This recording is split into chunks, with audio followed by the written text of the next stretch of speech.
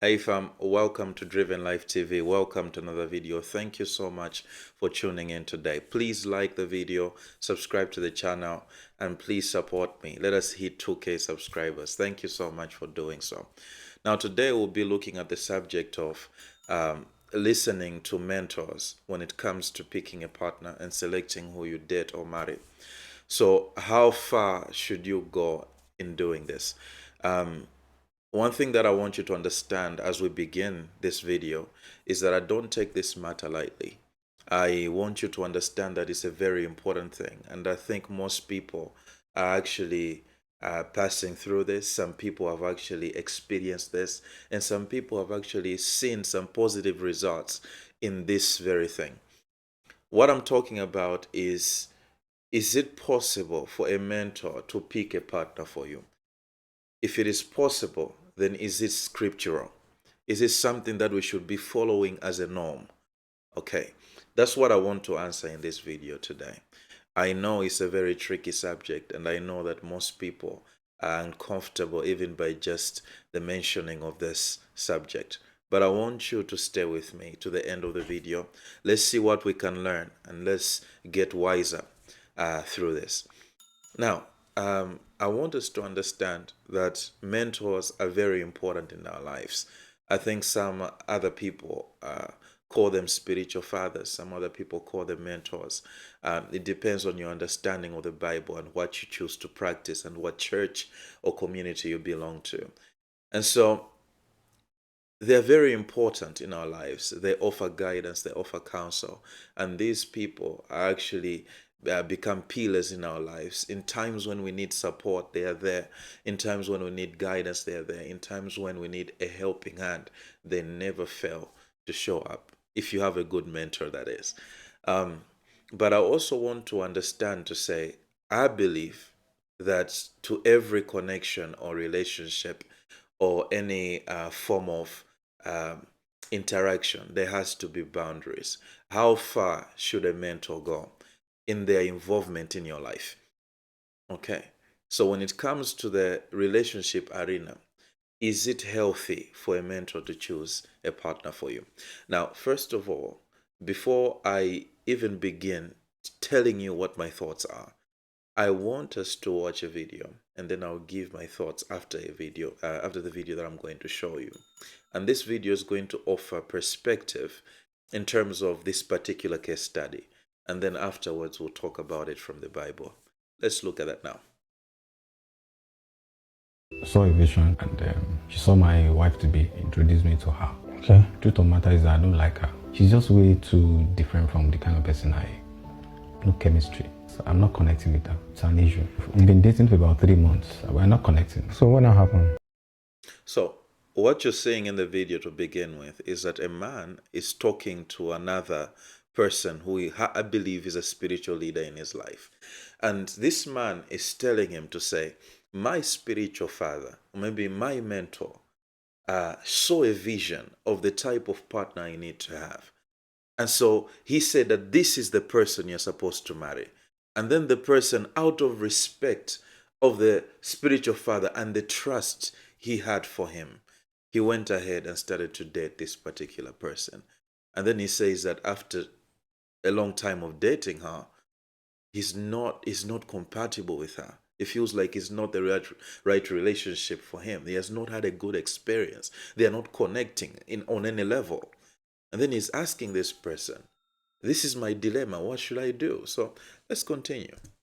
We broke up. Then I told my pastor, and if he felt I'm being rebellious to him, because he told me it is God's will.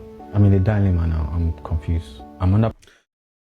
Can you see what has happened there? What has happened is that after a long season of feeling like they're not connecting to each other, he ends up breaking up with her. But when he tells the spiritual father, what the spiritual father says is that you have been rebellious, and he was not happy with it at all. And this man is in a further dilemma to say, what should I do now? Let's continue. Pressure now. I don't want to disobey him. Why would you allow the pastor to see a vision for you that you're not seeing by yourself? It's rampant in our church. Your pastor wants you to marry someone that you are not emotionally, physically connected to, just because He saw a vision, and that vision must stand. Go and cultivate a deep relationship with God so that God can guide you and speak to you by himself. So, can you see? The pastor is saying, I'm not happy with this. You are being rebellious. You have disobeyed me. And then this man is saying, I don't want to disobey him. But at the same time, I don't know what I should do. And this man is saying to him that how can you allow a pastor, your pastor, to actually see a vision for you that you can't see by yourself? How can you allow him to tell you to marry someone who you have no emotional connection with? These are the questions he's asking him.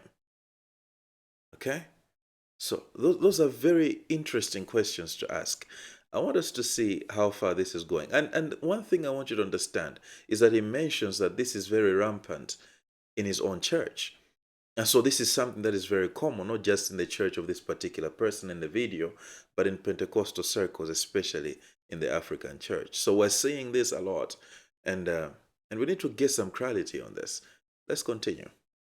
Made me feel like if I disobey him, then I'm no more under spiritual covering. The person that wants to give you spiritual covering. Can you say this? The pastor actually ends up saying that if you disobey me, what I told you to do, if you don't do it, you are no longer under my spiritual covering. And so what is happening here is that this person is so scared, is frightened, is filled with trepidation. And then you wonder to say, what will he do? He doesn't want to be exposed in the spirit by doing something different from what the pastor said. What should he do? Let's see.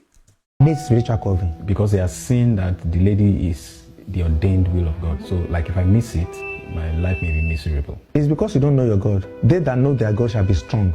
Come. Marriage is a physical relationship between two people. You need to like the person, you need to have emotions, you need to have feelings for this person you want to marry. You can have spiritual activity inside the marriage. You pray together, you fast together, you study the word together in that physical relationship. You can pray to God to give you a wife. But when God gives you a wife, there has to be that connection first. We're not in the days of Isaac that they went to get a wife for. Thank God Isaac loved Rebekah. When Adam saw Eve, what did he say? He said, oh, this is the bone of my bone and the flesh of my flesh. Thou shalt be called a woman. He saw with his eyes. He loved what he saw. It wasn't spiritual. The spiritual marriage that we're going to have is the one in heaven. That's between Christ and the church. You have to love the person that you see. Whether she's beautiful or not is not even the point. That connection is important. Adam connected with Eve.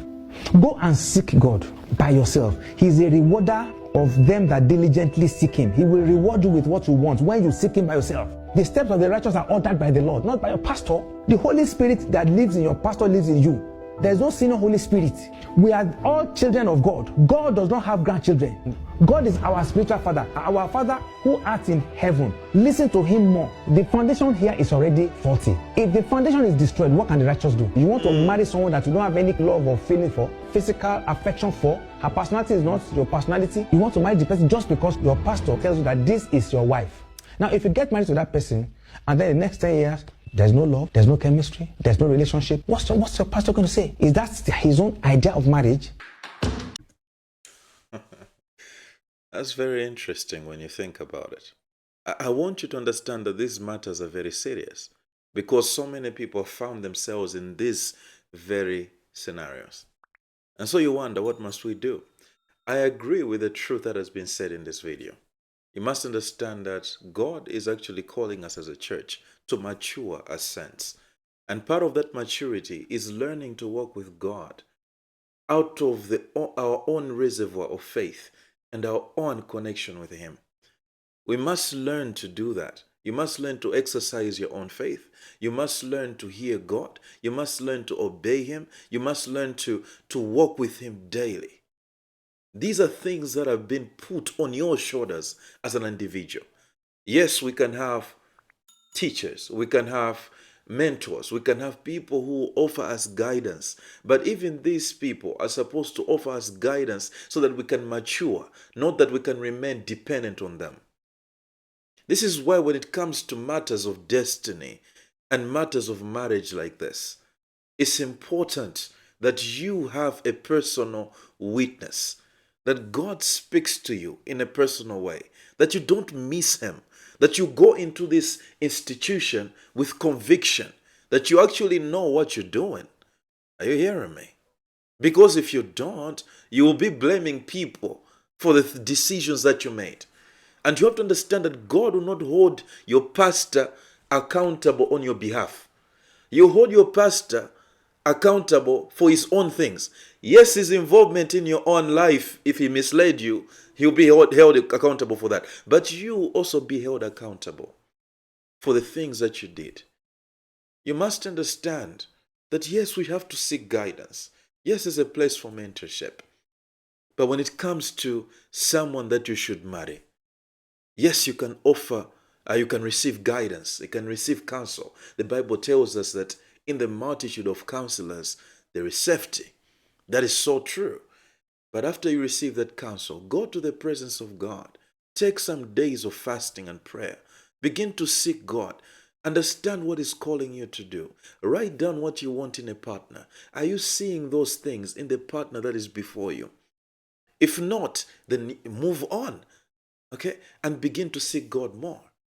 Because God in the new covenant wants to speak to you personally. He wants you to understand what He wants you to do. He wants you to participate with Him at a personal level. It's very, very important. Okay. I remember counseling someone some years back. And he was telling me that he was pursuing this other lady. I did the analysis as someone who was helping him. And I said, this person is a very good person, okay? I like the choice you've made. We thank God for this, but continue to pray and let's see where this goes. He continued to pursue her. Then she said, I want you to meet, let me talk to my mentor first. She talks to her mentor. Her mentor says, no, you can't date this person. And then she asks him to say, why are you saying I shouldn't date this person? The mentor just says, no, just trust me. Okay?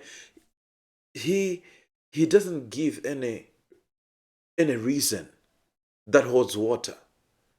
And I understand that sometimes God can speak something to someone who is watching over you, something that he may not have the words to articulate in that moment. But I believe that if that is the case, then God will also give you a witness to help you understand that this is not something you should be doing. But what you have to understand is that this person was ignored. And the lady went back to the guy and said, my mentor said no, so no, I will not date you. Then you wanted to say, where is your walk with God in all of this? Where is your brain in all of this? Do you understand that if you are not able to hear God and obey Him on your own, you're not even ready to marry or date? Do you understand this? If you can't make a decision on your own, then maybe you're not really mature enough to actually even transition into a relationship, let alone marriage. Are you hearing me? I want you to understand that these things are supposed to be personal. The Lord is supposed to be your shepherd, and you shouldn't have any want. He's supposed to lead you in greener pastures, in paths of righteousness. He's supposed to lead you in the valleys. You're supposed to find comfort in His rod and His staff. These are things that He wants to do with you at a personal level. So why don't you cultivate that relationship with God? I understand there is a place for mentorship. There is a place for spiritual leadership. But you also have to have a personal walk with God. Make decisions. Imagine this is a grown man who was talking in this video and is literally clueless of what he's supposed to do. Oh, come on, man. We're being called to mature as saints. This is why you have people who can actually tell you that I need to consult my pastor whether I should have kids or not. I get it. There's that place for that. Yes, there are moments when the pastor will warn you to say, this is what is going on. That's what I've been praying about you guys. This is what I feel like is happening. But you don't have to seek permission to have kids in your own marriage. That's between you and your spouse. But no, even those things, some people will still say, I can't do this on our own. Where is the maturity? Understand me here. I'm not saying we do away with spiritual leadership. What I'm telling you is that you need to mature You need to learn to exercise your faith. You need to learn to obey God and hear His voice in your own personal walk with Him. It will help you a lot. Are you hearing me? I'm not saying you should do things in secret and not really under the light of accountability under your leaders. No. What I'm saying is, even when you're accountable to them, learn to make decisions on your own by the guidance of the Spirit of God. That's what I wanted us to talk about today. Please tell me your thoughts in the comments below and let us discuss this. Subscribe to the channel and like the video. Thank you so much for tuning in. Until next time, have a good one.